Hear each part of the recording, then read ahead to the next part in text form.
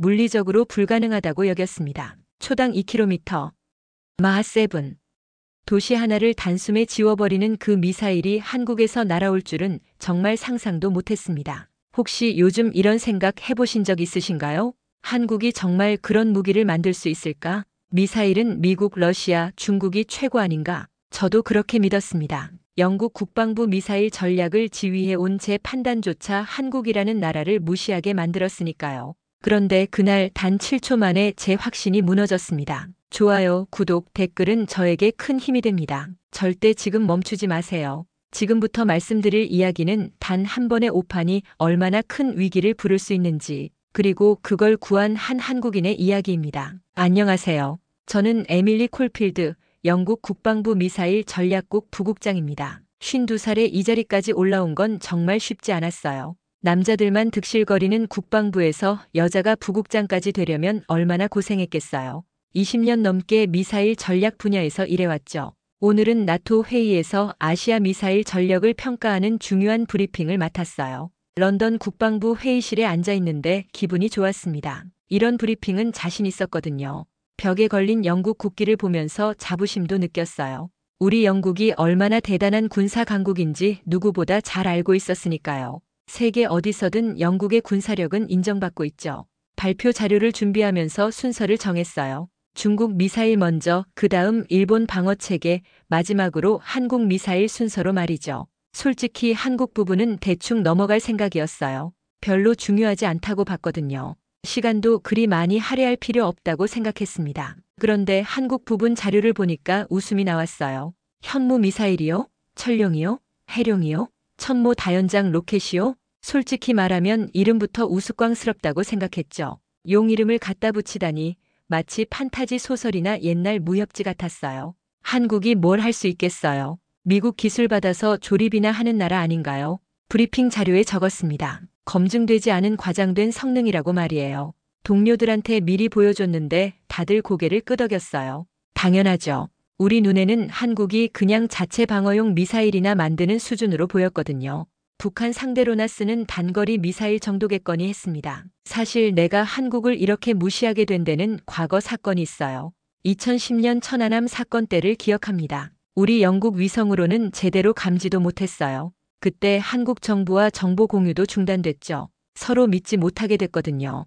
그 일 이후로 한국에 대한 신뢰가 바닥으로 떨어졌어요. 감정의 골이 깊어졌다고 할까요? 아직도 그때 일이 생각나면 기분이 별로예요. 마음속으로 생각했어요. 아시아에서 진짜 미사일 강국은 중국이죠. 러시아도 무시할 수 없고요. 한국은 그냥 지역 방어나 하는 수준이라고 봤습니다. 내 20년 경험이 말해주니까 틀릴 일이 없다고 확신했어요. 지금까지 내 판단이 틀린 적이 거의 없었거든요. 특히 미사일 분야에서는 말이에요. 회의가 끝나고 복도를 걸어가는데 젊은 동료가 말했어요. 한국 미사일이 생각보다 많이 발전했다는 소문이 있다고요. 하지만 나는 코웃음 쳤습니다. 소문은 소문일 뿐이죠. 실제 검증된 데이터가 없으면 믿을 수 없어요. 특히 군사 기밀 같은 건 더더욱 그렇죠. 집으로 돌아가는 길에도 여전히 자신만만했습니다. 한국 미사일 따위는 우리가 신경 쓸 필요도 없다고 생각했거든요. 템즈강을 바라보면서 영국의 위상을 다시 한번 느꼈어요. 우리가 세계 최고 수준의 군사 기술을 가지고 있다는 자부심이 있었습니다. 그런데 이때만 해도 전혀 몰랐어요. 세계가 한국의 진짜 실력을 완전히 잘못 알고 있다는 걸 말이에요.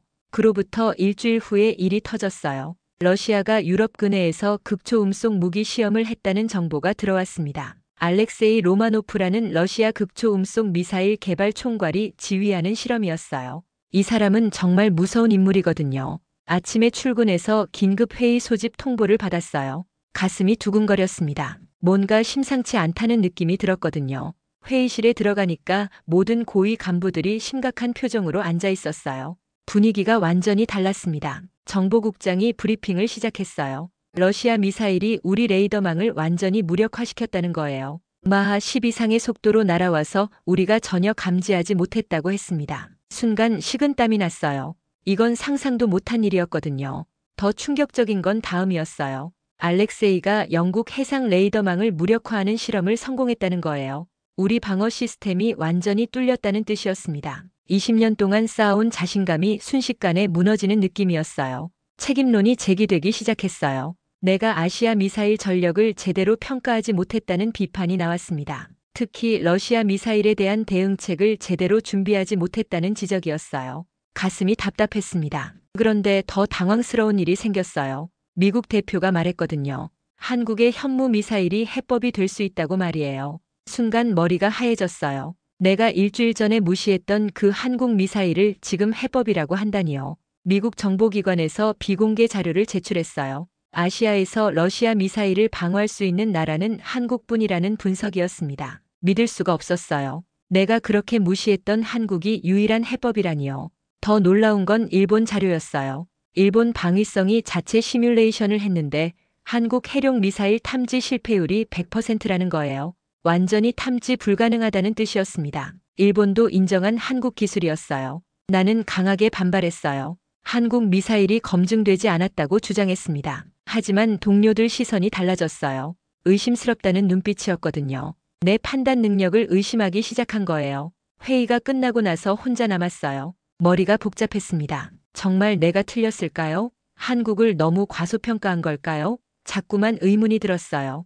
20년 경험이 모두 틀렸다는 건가요? 그날 밤 집에 돌아가서도 잠이 안 왔어요. 계속 생각이 났거든요.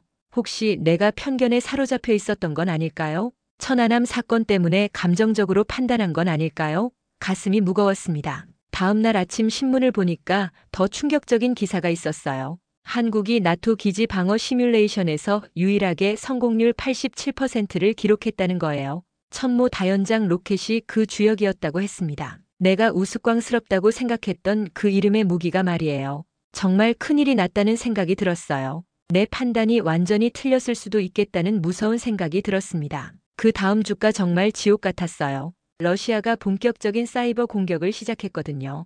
우리 국방부 정보센터가 완전히 마비됐습니다. 컴퓨터 화면이 모두 꺼지고 통신망도 끊어졌어요. 20년 동안 쌓아온 모든 데이터가 접근 불가능해졌습니다. 마치 눈앞이 깜깜해지는 느낌이었어요.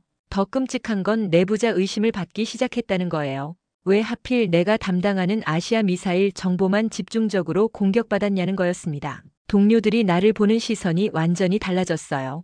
의심과 불신으로 가득했거든요. 복도에서 만나도 인사조차 제대로 안 하더라고요. 상관들이 나를 별도로 불렀어요. 러시아와 연결고리가 있는지 철저히 조사하겠다고 했습니다. 가슴이 철렁 내려앉았어요. 20년 동안 충성스럽게 일해온 내가 스파이 취급을 받다니요. 억울해서 눈물이 날 것 같았습니다. 손가락 끝까지 떨렸어요. 언론에서도 난리가 났어요. 신문 일면에 내 사진이 큼지막하게 실렸거든요. 국방부 무능 책임자라는 제목이었어요. 기자들이 집 앞까지 몰려와서 플래시를 터뜨렸습니다. 이웃들이 수군거리는 소리가 들렸어요. 창피해서 밖에 나갈 수가 없었습니다. 커튼을 꼭꼭 닫고 숨어 지냈어요. 정치권에서도 내 경질을 요구하기 시작했어요. 국회의원들이 질의에서 내 이름을 거론하면서 강하게 책임을 물었습니다. 텔레비전에서 내 얘기가 나올 때마다 가슴이 찢어지는 것 같았어요. 하루아침에 나는 영국 전체의 공공의 적이 된 기분이었거든요. 결국 국방부 출입 정지 명령이 내려왔어요. 보안 카드도 회수당했습니다. 20년 동안 매일 드나들던 그 건물에 더 이상 들어갈 수 없게 됐어요. 경비원들이 나를 보는 시선도 차갑기만 했습니다. 마치 죄인 취급을 받는 느낌이었어요. 가장 힘든 건 아들 문제였어요. 미국에서 유학 중인 아들한테 전화가 왔거든요. 학교에서 심한 괴롭힘을 당하고 있다고 했어요. 엄마가 영국 국방부에서 실패한 사람이라고 놀림받는다는 거였습니다. 아들 목소리가 떨리는 걸 들으니까 정말 미안하고 속상했어요. 밤마다 잠 못 이루고 자책했습니다. 내가 한국을 제대로 평가했더라면 이런 일이 없었을 텐데요. 편견 때문에 나라 전체를 위험에 빠뜨린 건 아닐까요?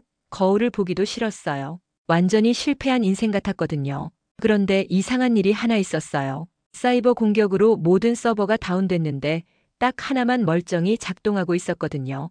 백업 서버였는데 거기에 한국 ADD에서 제공한 보안 알고리즘이 사용되고 있었어요. 우연이 아니라 결정적인 역할을 한 거였습니다. 더 놀라운 건 그 백업 서버에서 본 기밀 자료였어요. 한국 천모 다연장 로켓이 유럽 나토 기지 방어 시뮬레이션에서 유일하게 성공률 87%를 기록했다는 상세 보고서였습니다. 내가 그렇게 무시했던 그 무기가 우리를 구할 수 있는 유일한 해법이었어요. 혼자 집에 앉아서 깊게 생각했어요. 내 인생이 이렇게 끝나는 건가요? 20년 경력이 하루아침에 물거품이 되는 건가요? 하지만 마지막으로 할 수 있는 일이 있다는 생각이 들었습니다. 한국에 직접 가보는 거였어요. 결국 마지막 선택을 했어요. 한국국방과학연구소에 직접 방문 요청을 보냈습니다. 자존심도 버리고 도움을 요청한 거였어요. 영국 국방부에서는 반대했지만 개인 자격으로라도 가보고 싶었거든요. 내 인생 마지막 기회라고 생각했습니다. 인천공항에 내렸을 때 기분이 복잡했어요. 10년 만에 다시 온 한국이었거든요. 예전에 왔을 때는 우습게 봤는데 이번엔 도움을 요청하러 온 거였으니까요. 정말 아이러니했습니다. 가슴이 무거웠어요. 대전에 있는 국방과학연구소 ADD에 도착했어요. 생각보다 규모가 컸습니다. 깔끔하고 현대적인 건물들이 쭉 늘어서 있었어요. 예상과 달랐거든요. 내가 생각했던 한국의 모습이 아니었습니다. 김세훈 박사를 만났어요. ADD 전략미사일 연구 책임자이자 예비역 공군 대령이라고 했습니다. 50대 중반쯤 돼 보이는 그는 차분하면서도 날카로운 인상이었어요. 첫 만남부터 분위기가 냉랭했습니다. 김세훈 박사가 말했어요. 서방 국가들이 그동안 한국을 얼마나 무시해왔는지 잘 안다고 말이에요. 특히 영국은 더했다고 했습니다. 뼈 있는 말이었죠. 가슴이 찔렸어요. 사실이었으니까요. 하지만 그는 예의는 지켰어요. 한국의 미사일 기술을 직접 보여주겠다고 했습니다. 남한 동해안으로 이동했어요. 거기서 철룡 미사일 실사격 시연을 보여준다는 거였어요. 정말 실제로 쏘는 걸 보여준다니 믿을 수가 없었습니다. 시연장에 도착하니까 엄청난 규모였어요. F-15K 전투기가 활주로에 대기하고 있었고 각종 장비들이 질비했습니다. 일본 방공망을 무력화하는 실험을 실시간으로 공개한다고 했어요. 가슴이 두근거렸습니다. 실시간 위성 영상이 나왔어요. F-15K가 이륙하더니 철룡 미사일을 발사했습니다. 370km 떨어진 목표물을 향해 날아가는 모습이 화면에 나왔어요. 정확히 명중했습니다. 오차 범위가 1m도 안 됐어요. 더 놀라운 건 일본 레이더 반응이었어요. 완전히 탐지하지 못했거든요. 미사일이 날아가는 동안 일본 방공망은 아무것도 감지하지 못했습니다. 이게 바로 스텔스 기술이구나 싶었어요. 김세훈 박사가 조용히 말했어요. 우리는 전쟁을 준비하는 게 아니라 끝내기 위해 준비한다고 말이에요. 그 말이 가슴에 깊이 박혔습니다. 한국의 철학이 느껴졌어요. 단순히 무기를 만드는 게 아니었습니다. 그제서야 깨달았어요. 내가 얼마나 큰 착각을 하고 있었는지 말이에요. 한국은 이미 세계 최고 수준의 미사일 기술을 가지고 있었던 거예요. 나만 몰랐던 거였습니다. 저녁에 숙소로 돌아가서 생각했어요. 지난 20년 동안 내가 얼마나 편견에 사로잡혀 있었는지 반성했습니다. 한국을 제대로 보지 못했던 거예요. 그냥 작은 나라라고만 생각했거든요. 하지만 이제 알았어요. 한국이 진짜 대단한 나라라는 걸 말이에요. 기술력도 뛰어나고 철학도 훌륭했습니다. 내가 완전히 틀렸던 거예요. 인정할 수밖에 없었습니다. 다음 날 아침 더 큰 충격이 기다리고 있었어요. 김세훈 박사가 현무 미사일 실물을 보여준다고 했거든요. 지하시설로 내려가는데 정말 깊었습니다. 엘리베이터를 타고 한참 내려갔어요. 마치 영화 속 비밀 기지 같았습니다. 현무 미사일을 직접 본 순간 할 말을 잃었어요. 크기부터가 상상을 뛰어넘었거든요. 길이가 12m가 넘고 직경도 엄청났습니다. 김세훈 박사가 설명했어요. 사거리가 3000km이고 마하 7속도로 침투한다고 말이에요. 시뮬레이션 영상을 보여줬는데 정말 놀라웠어요. 현무 미사일이 유럽 방공망을 뚫고 들어가는 모습이었습니다. 우리 영국이 자랑하는 레이더망도 실패했어요. 단 7초 만에 모든 방어선을 뚫어버렸습니다. 해룡 미사일도 봤어요. 바다에서 발사되는 잠수함 미사일이었는데 자율 기반 항해 시스템이 적용돼 있었습니다. 스스로 목표를 찾아가는 똑똑한 미사일이었어요. 미국과 일본이 아직 완성 못한 기술을 한국이 2023년에 이미 독자 개발했다고 했습니다. 가장 충격적인 건 유도 알고리즘이었어요. 김세훈 박사가 자세히 설명해줬거든요. 한국이 독자적으로 개발한 인공지능 기술이 들어가 있다고 했어요. 목표물을 스스로 판단하고 회피 기동까지 한다는 거였습니다. 나토 본부에서 작성한 비밀 보고서도 보여줬어요. 한국 기술이 잠재적 전세 역전 무기로 등재됐다는 내용이었습니다. 러시아의 최신 극초 음속 미사일도 천모 다연장 로켓에서는 회피가 불가능하다는 분석이었어요. 실험실에서 컴퓨터 시뮬레이션도 직접 봤어요. 러시아 알렉세이의 미사일과 한국 미사일이 가상으로 맞붙는 상황이었습니다. 결과는 한국의 압승이었어요. 상대가 안 될 정도로 기술 격차가 컸습니다. 김세훈 박사가 말했어요. 한국이 이런 기술을 개발한 이유는 평화를 위해서라고 말이에요. 전쟁을 일으키려는 게 아니라 막으려는 거라고 했습니다. 그 철학이 마음에 와 닿았어요. 저녁에 연구원들과 식사를 했는데 더 놀라웠어요. 젊은 과학자들이 정말 열정적이었거든요. 자기 나라를 지키겠다는 의지가 대단했습니다. 단순히 기술 개발이 아니라 사명감을 가지고 일하고 있었어요. 그날 밤 호텔에서 영국 본부에 보고서를 작성했어요. 한국의 미사일 기술이 세계 최고 수준이라고 썼습니다. 더 이상 무시할 수 없는 군사 강국이라고 평가했어요. 내 과거 판단이 완전히 틀렸다고 인정했습니다. 보고서를 보낸 후 생각했어요. 내가 왜 이렇게 한국을 과소평가했을까요? 편견 때문이었어요. 작은 나라라는 선입견이 사실을 보지 못하게 했던 거였습니다. 정말 부끄러웠어요. 다음 날 아침 런던에서 긴급 전화가 왔어요. 내 보고서를 본 상관들이 충격을 받았다는 거였어요. 한국과 즉시 협력 체계를 구축하라는 지시였습니다. 이제야 정신을 차린 거죠. 김세훈 박사에게 공식 협력을 요청했어요. 러시아 위협에 공동 대응하자고 제안했습니다. 그는 조건을 내걸었어요. 한국을 동등한 파트너로 대우하라는 거였어요. 당연한 요구였습니다. 내 마음도 완전히 바뀌었어요. 한국은 이제 우리가 배워야 할 나라였습니다. 기술력도 뛰어나고 철학도 훌륭했거든요. 진짜 군사 강국이었어요. 김세훈 박사와 함께 나토 공동 보고서를 작성하기 시작했어요. 처음엔 서먹했지만 점점 호흡이 맞았습니다. 그는 정말 뛰어난 전략가였어요. 러시아 알렉세이의 미사일 약점을 정확히 파악하고 있었거든요.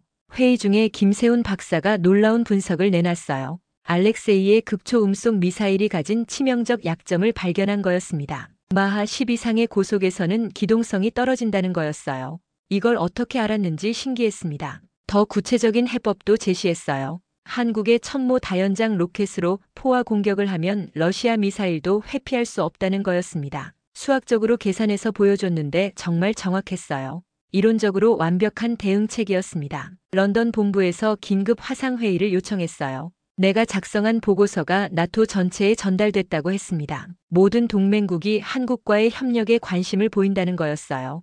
이제야 한국의 가치를 인정한 거죠. 화상회의에서 김세훈 박사가 직접 브리핑했어요.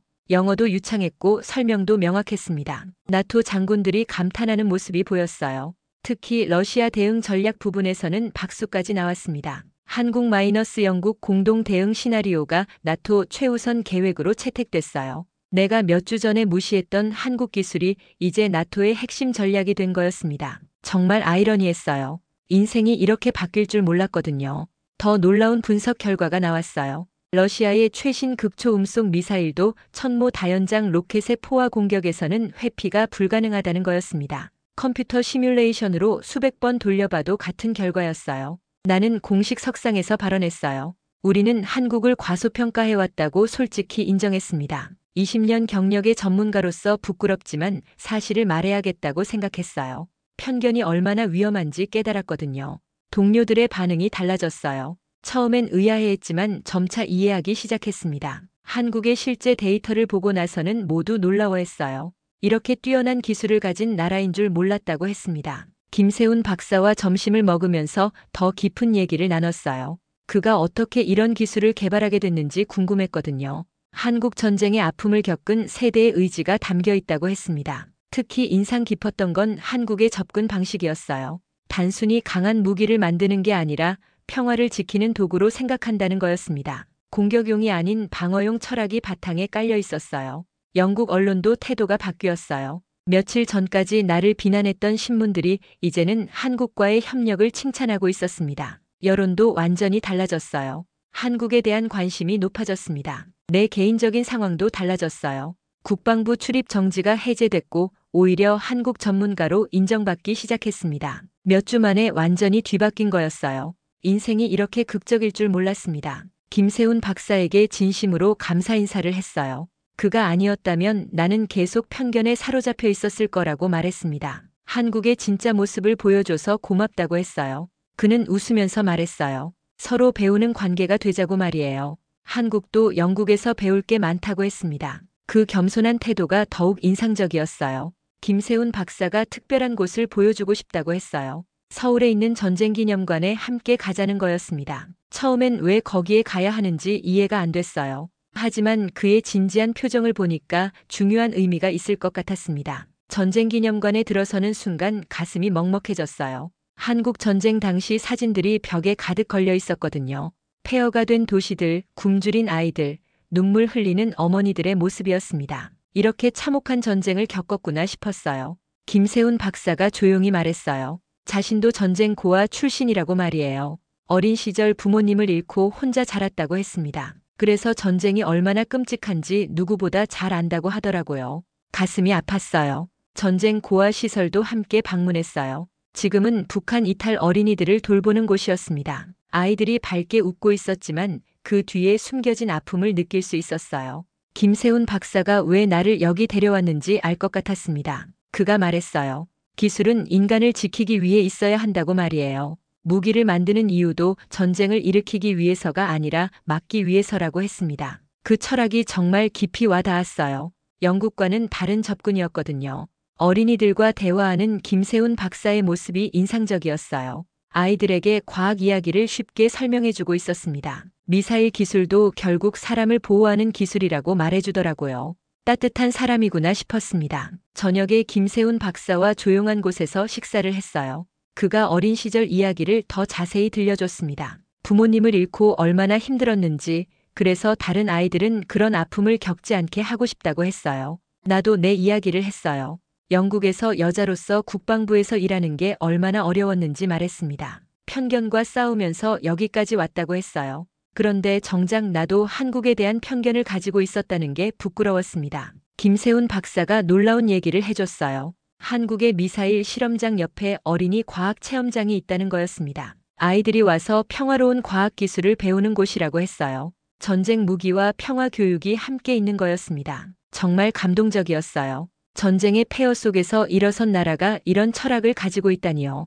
기술 발전과 인간적 가치를 동시에 추구하는 모습이었습니다. 영국도 배워야 할 점이라고 생각했어요. 그날 밤 호텔에서 깊이 생각했어요. 내가 지금까지 얼마나 표면적으로만 봤는지 반성했습니다. 한국의 기술만 보고 그 뒤에 있는 철학과 역사는 보지 못했던 거예요. 정말 부끄러웠습니다. 김세훈 박사에게 진심 어린 감사 인사를 했어요. 기술뿐만 아니라 인생 철학까지 배웠다고 말했습니다. 앞으로 더 깊은 교류를 하고 싶다고 제안했어요. 단순한 업무 관계가 아닌 진정한 동반자가 되고 싶었습니다. 다음 날 아침 한국의 다른 연구시설들도 둘러봤어요. 어디를 가든 같은 철학이 느껴졌습니다. 기술은 사람을 위해 존재한다는 믿음이었어요. 이런 나라와 협력할 수 있다는 게 정말 기뻤습니다. 영국으로 돌아가는 비행기 안에서 생각했어요. 이번 여행이 내 인생을 완전히 바꿔놓았다고 말이에요. 단순히 기술 협력을 넘어서 인생 철학까지 바뀌었거든요. 한국이라는 나라를 진짜로 알게 된 거였습니다.